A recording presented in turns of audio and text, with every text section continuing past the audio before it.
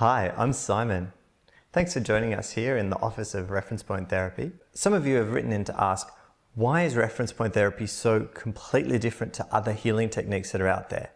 And I want to focus today on just one particular aspect of that, which has to do with beliefs. And the reason why is a number of you asking the question are using different healing techniques that are based on the idea that people's sicknesses, people's problems, maybe abundance blocks, are caused by their negative beliefs. Maybe you were taught that if you change your negative beliefs, then as a result, you could change your health or change your abundance. The idea is a nice idea because on a very simple level, it's easy to see that the person who thinks they're healthy, they should be healthier than someone who thinks they're sick, right? So on a very simple level, it makes sense. But it has a really big problem. And the big problem is this.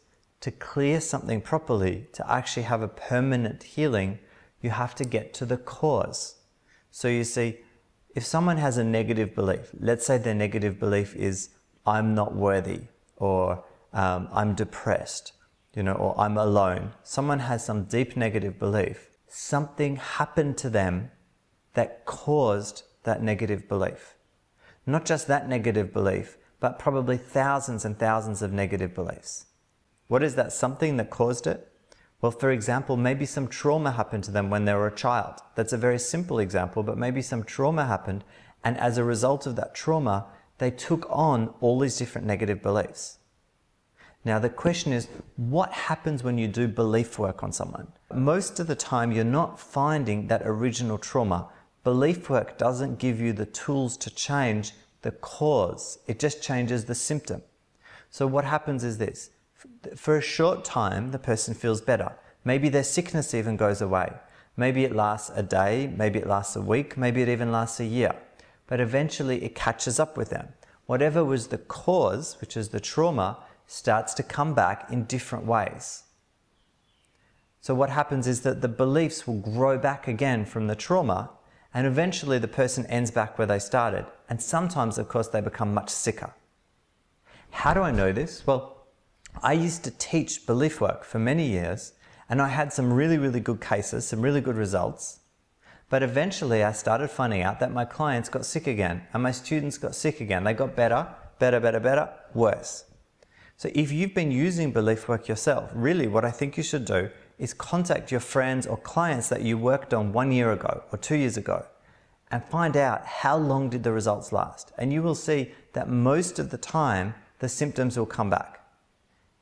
So what can you do to get better results for yourself?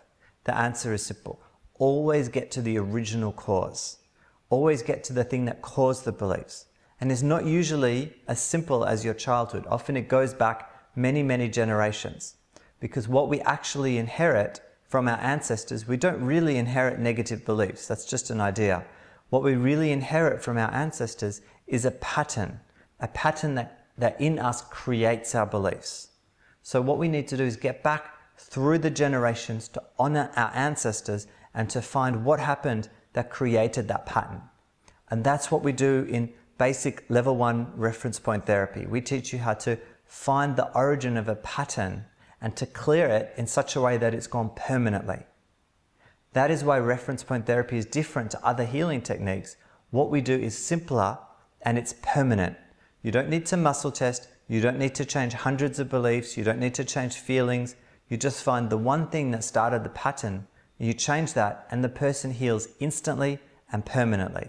Reference point therapy is the only technique which is simple and permanent. All the other techniques, you have to keep doing it, and even then the problem comes back.